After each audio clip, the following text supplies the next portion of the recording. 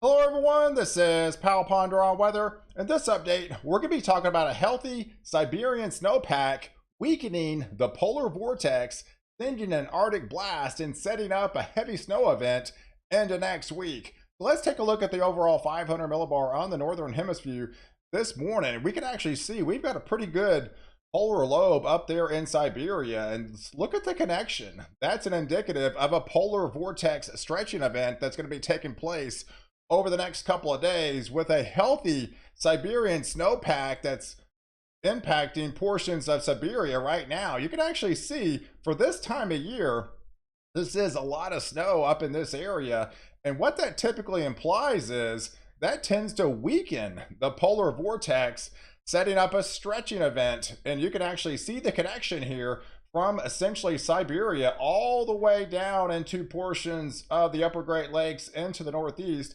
That's going to set the stage for an initial Arctic blast that's going to impact portions of the US and set up a secondary piece of energy that's going to impact portions of the Northwest heading into next week. So let's take a look at the setup. So a lot of times, if you're looking at the snow cover from October leading up into winter, another way you can look at this, what can influence the polar vortex, is a building of the extensive snow cover over Siberia. So multiple studies have actually shown that if you have a building snowpack over Siberia in October, it tends to weaken the polar vortex. So when that happens, when you have a weaker polar vortex, it naturally means kind of a weaker polar circulation and a greater chance of colder Arctic air outbreaks over the United States into Europe going into winter. So we're going to see pieces of this energy coming down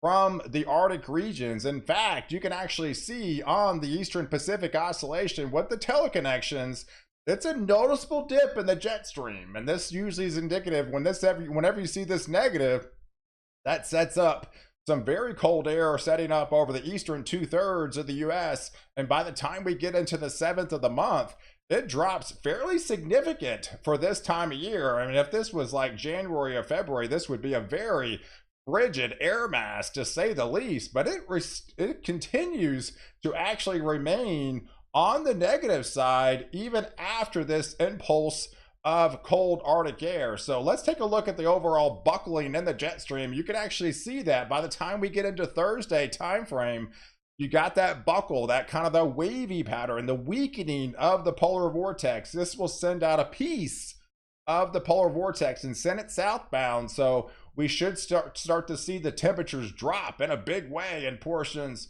of the upper Midwest, into the Great Lakes, and portions of the Ohio Valley into the Northeast going into your Thursday, Friday, into Saturday time frame. You can take a look at some of these temperatures by Friday.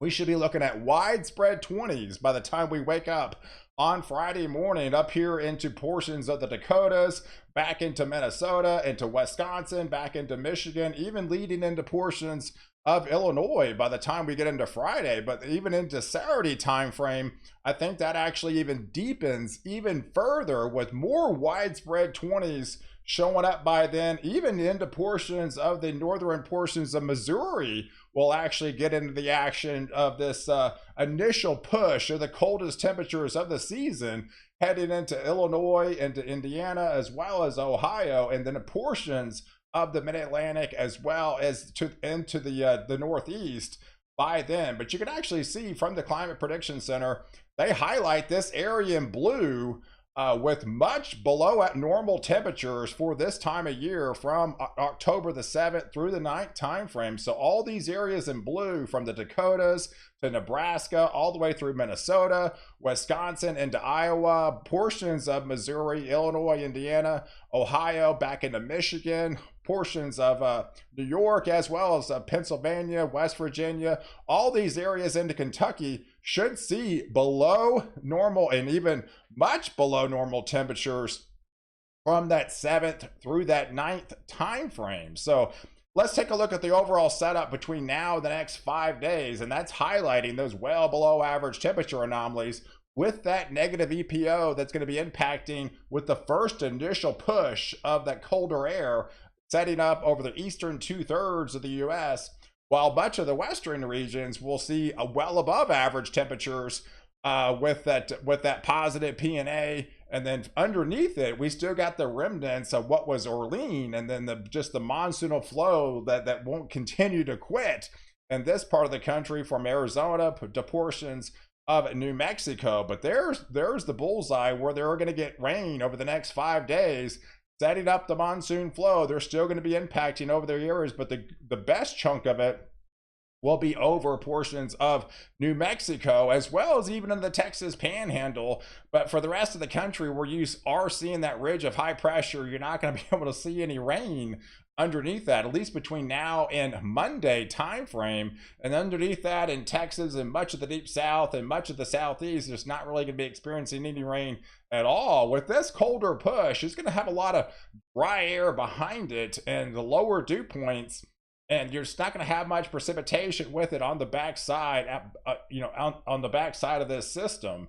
But as we go into next week, we also see another piece of energies coming from the initial source, essentially from Siberia, based on that extensive snowpack that's building right now.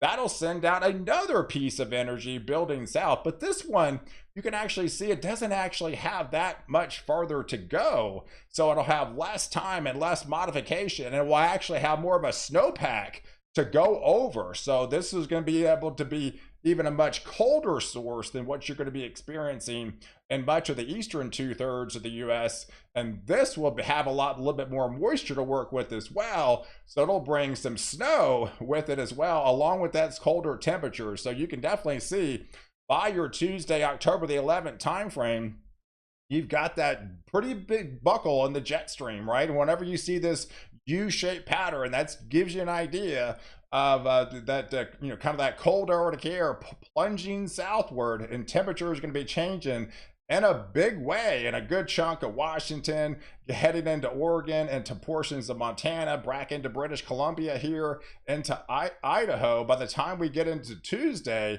And then underneath that vorticity, typically on the northern side, you are going to be getting snow. On the southern side, you get the rain falling in the system. And you can take a look at the overall surface map implying that. So by the time we get into your Tuesday timeframe, that October the 11th, there's the surface low at 996 with the snow flying, and there's the 534 millibar, typically under 540. That's going to be cold enough in the upper levels to snow and then reach the surface as well. So it should be reaching the surface and portions of Washington and Oregon, back into Idaho, as well as into Montana. You should see some healthy snow flying in portions of British Columbia, as well as the rain starts to pick up on the south side of that low pressure. But as we get into your Wednesday timeframe, I think it just even deepens even further. It gets more tightly wound up and compounded, pulling in that colder air and then feeding off itself. And then again, just to the north of it, north of that low pressure, that's where the snow is going to fly. So it's going to dip a little bit further south by then, back into Nevada. Should be getting some snow, portions of Utah, back into Idaho, as well as Montana again. Still seeing that heavier snow flying with our first good push of our snowstorm setting up for next week. And then, of course, to the south of there, you could actually be getting some rain starting to impact portions of Southern California from this system. So I know those rains are welcomed in that part of the country, but underneath it, yeah, there's the temperatures. It's going to be a lot colder than what you're going to be experiencing in the Northeast. But yeah, setting up by the time we get into your Wednesday, October the 12th timeframe, you see more widespread 20s for low temperatures, but even some single digits heading up into Montana. But you get up into Canada, we could actually even feel, like below zero in this part of the country. So this is definitely a quick cold shot for your second week of October standards. And by the time we get into your Thursday timeframe, there's the vorticity. It really doesn't go anywhere. So it's a 3-day event, sinking southward with a lot of colder air and a lot of snow, and then should be a higher wind event as well. But by Thursday, things are going to be changing in a big way for the central part of the U.S. because this low pressure center, this upper level low, should be close enough to open up the Gulf of Mexico and sending portions of Texas and Oklahoma and Kansas and portions of the Ohio Valley back into the rain by then. But that won't be until your next late, probably Wednesday into next Thursday type time frame. But before that, you can actually see by the time we get into your Thursday, Wednesday, Thursday time frame, man, that's cold, guys. I mean, that's not, you know, you're seeing temperatures well into 20, 30 below normal conditions in this part of the country underneath that low pressure. So this is going to be a quick shot of cold air for sure, and you're going to be feeling it in a big way. But yes, by the time we get into your Thursday time frame, again, we see more widespread, almost off the chart of 30 to plus below normal temperatures. So it's kind of rare to see for October, but yeah, that's definitely a colder air mass. Like I mentioned, if this was January, it would be some very frigid air, to say the least. But it's the second week of October, but it's still going to be cold, that's for sure. And then underneath that, we're going to be talking about the Gulf of Mexico opening up. So if we look at the water vapor transport index by then, there's the low pressure. So you got all that cold air and the snow flying right just to the north side of this low pressure. To the south side of that, this should be all rain. So setting up into Arizona, into Utah, into Colorado by then, this will be all rain on the southern side of that low pressure. But out ahead of it, I mentioned the Gulf of Mexico opening up. And this will be a separate video this afternoon, but we could be looking at another tropical system into the Caribbean by then. And with the influence of this tropical system and the upper level low, this will help turn the winds around and open up the Gulf of Mexico. So this corridor right here from Texas to Louisiana to Arkansas to Oklahoma, portions of Kansas to Missouri to Illinois by Indiana, back into Michigan here, into the Ohio Valley. This should be all rain with a good healthy rain swath setting up by then, by the time we get into your 13th, 12th, late 12th, 13th, 14th time frame. And you can see they're actually highlighting that with a slight risk of heavy rainfall. You haven't seen this in a while. It's been really bone dry in a good chunk of Texas and Oklahoma. So that's always a welcome sight to see any type of precipitation, but nonetheless, even maybe a sign of some heavier rains moving back into the play into Texas and to southeast portions of Oklahoma, back into Louisiana, as well as into Arkansas. But this whole other swath should get rain as well. But there's the snow that's going to be flying into next week. So there's not any snow with this first initial push of Arctic air. It's going to be really dry behind it, but this one's not going to be dry. So by the time we get into your Tuesday, Wednesday, Thursday time frame of next week, we should be seeing a lot of snow flying underneath that upper level low, and a good chunk of Washington and Oregon, parts of the Sierra Nevadas, into Nevada, back into Idaho, into Montana, and portions of Utah, as well as Wyoming, as well as Colorado. So hey, I appreciate you guys watching. Do like this video, definitely leave your comments below, and don't forget to subscribe to my channel to catch the latest update, why I protect you before and after the storm.